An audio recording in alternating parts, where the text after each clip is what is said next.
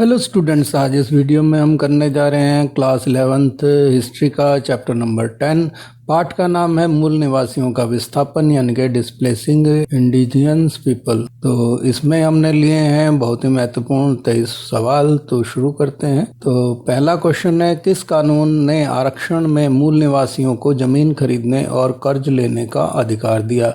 यानी कि which law gave natives in reservation the right to buy land and take loans? Option A है 1932 CE का भारतीय पुनर्गठन अधिनियम यानी कि Indian reorganisation act of 1932 CE.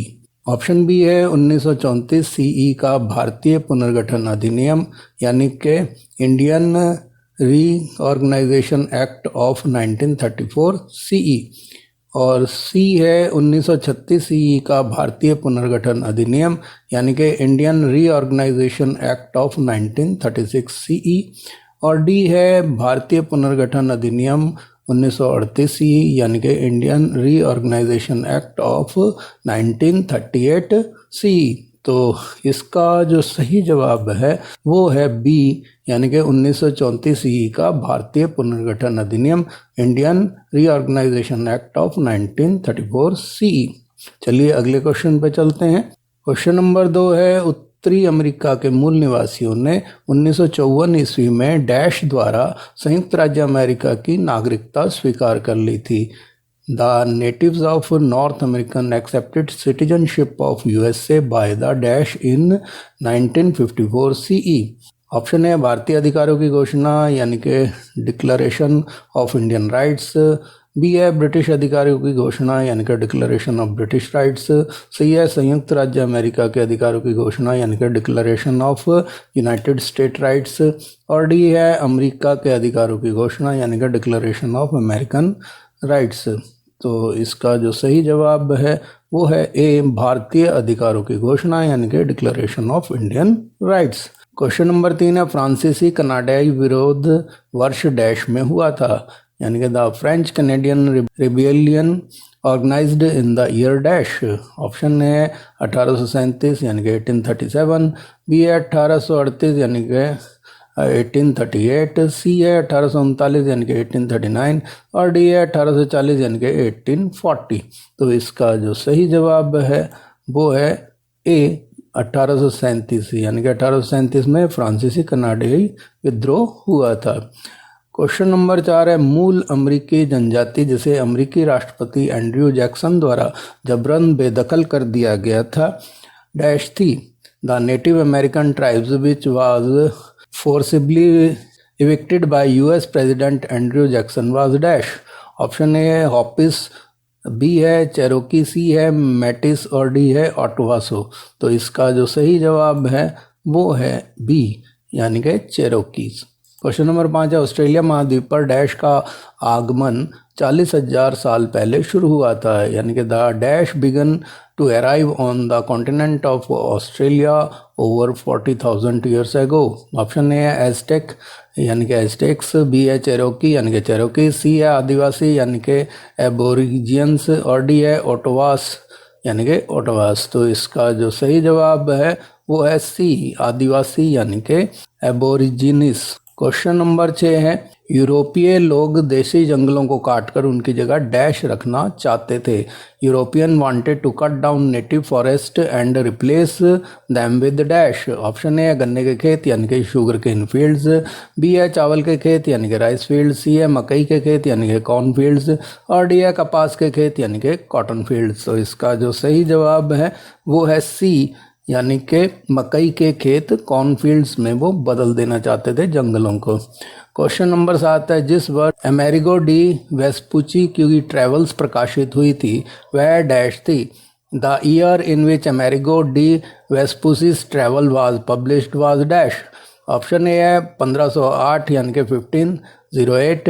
B है 1507 यानी कि 1507, सी है 1509 यानी कि 1509 और डी है 1510 यानी कि 1510। तो इसका जो सही जवाब है वो है बी यानी कि 1507 ईस्वी में ट्रेवल्स जो है वो प्रकाशित हुई थी। क्वेश्चन नंबर 8 है, कार्ल मार्क्स ने अपनी पुस्तक डैश में अमेरिकी सीमांत को अंतिम सकारात्मक पूंजीवादी स्वप्न लोक के रूप में वर्णित किया है। Karl Marx describe the American frontiers as the last positive capital utopia in his book dash. Option A है ग्रेडिसे, बी है दास कैपिटल, सी है कम्युनिस्ट घोषणा पत्र यानी कि द कम्युनिस्ट मैनिफेस्टो और डी है जर्मन विचारधारा यानी कि द जर्मन आइडियोलॉजी। तो इसका जो सही जवाब है वो है ए यानी कि ग्रेडिसे। क्वेश्चन नंबर 9 है, ब्रिटेन ने डैश में संयुक्त राज्य अमेरिका को एक स्वतंत्र देश के रूप में मान्यता दी। Britain reorganize the USA as an independent country in dash. Option A है 1781 यानी कि 1781, बी है 1782 यानी कि 1782, सी है 1783 यानी कि 1783 और डी है 1784 यानी कि 1784। तो इसका जो सही जवाब है वो है सी 1783 यानी कि 1783। क्वेश्चन नंबर 10 है, कनाडा में मैटिस ने डैश के बीच अपनी भूमि के औपनिवेशीकरण के खिलाफ विद्रोह किया यानी कि in Canada the Metis revolted against the colonisation of their land between dash. Option A 1869 और 1885, 1869 एंड 1885, बी है 1870 और 1885, 1870 एंड 1885, सी है 1871 और 1885 यानी कि 1871 एंड 1885 और डी है 1872 और 1885 यानी कि 1872 एंड 1885। तो इसका जो सही जवाब है वो है ए यानी कि 1869 एंड 1885। क्वेश्चन नंबर 11 है, टेरा नलियस शब्द का अर्थ है।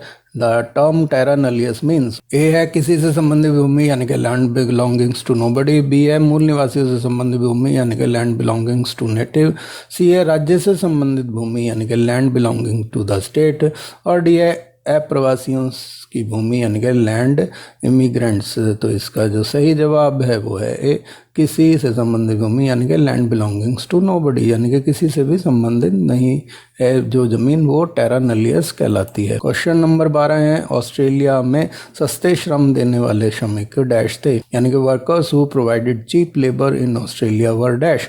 ऑप्शन ए है चीनी अप्रवासी यानी कि चाइनीज इमिग्रेंट्स, बी है अफ्रीकी दास यानी कि अफ्रीकन स्लेव्स, सी है ऑस्ट्रेलियाई आदिवासी यानी कि ऑस्ट्रेलियन एबॉर्गिनीज और डी है भारतीय मजदूर यानी कि इंडियन लेबरर्स। तो इसका जो सही जवाब है वो है ए चीनी अप्रवासी। क्वेश्चन नंबर 13 है, अमेरिका में संविधान अधिनियम जिसने मूल निवासियों के मौजूदा आदिवासी और संधि अधिकारों को स्वीकार किया वर्ष डैश में पारित किया गया था।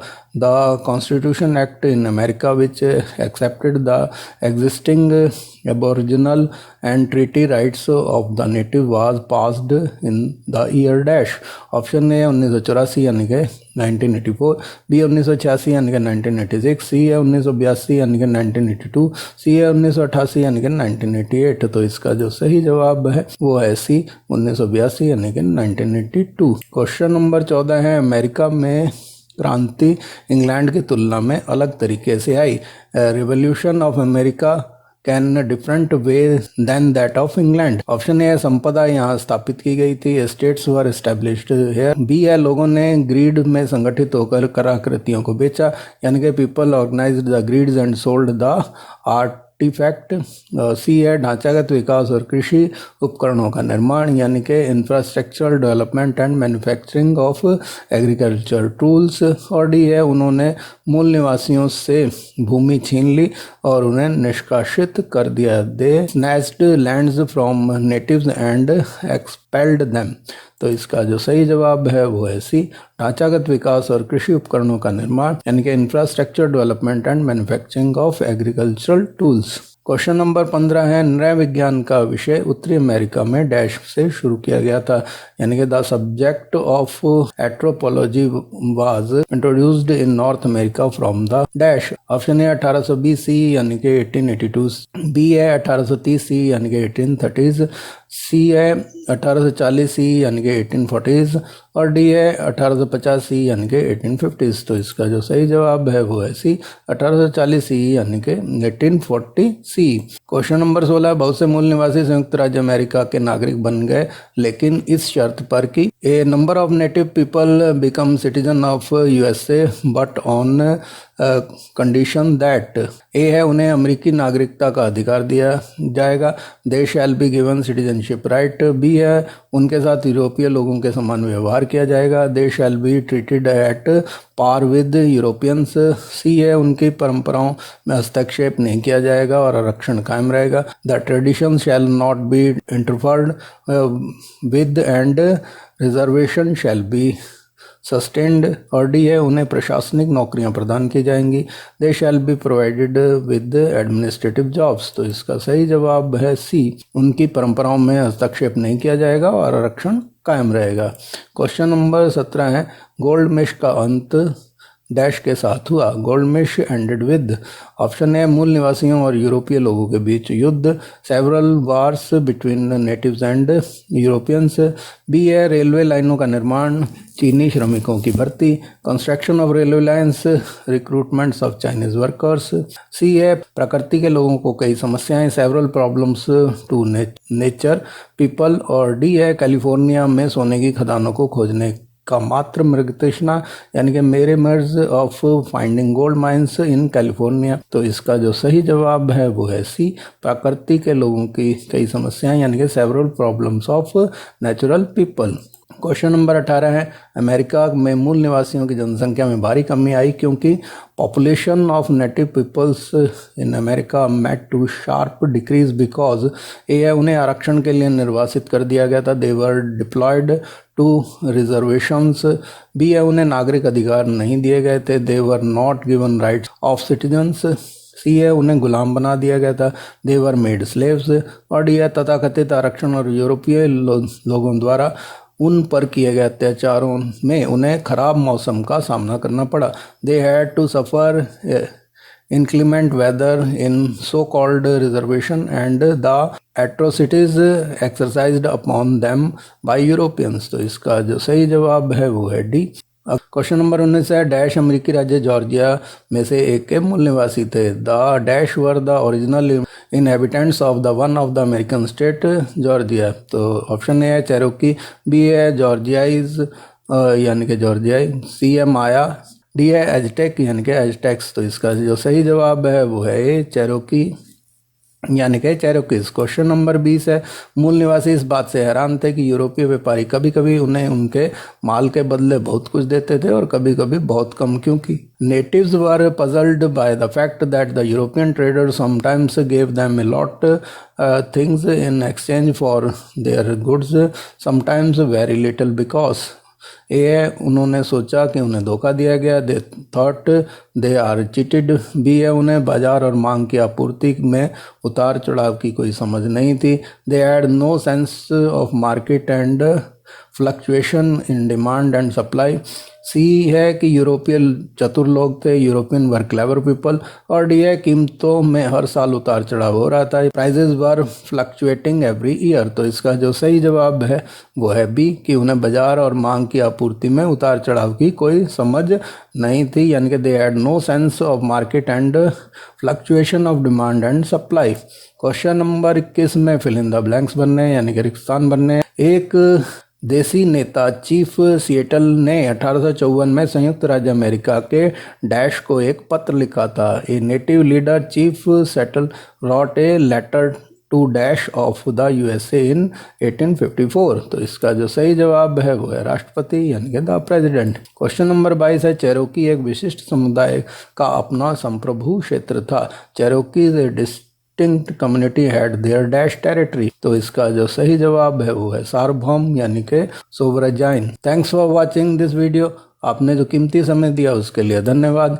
अगर आप मेरे चैनल पर नए हैं और अभी तक आपने इसे सब्सक्राइब नहीं किया है तो रेड बटन दबा कर इसे सब्सक्राइब कर लें और बेल आइकन भी जरूर दबा दें ताकि आने वाले वीडियोस के नोटिफिकेशन आपको मिलते रहें। धन्यवाद।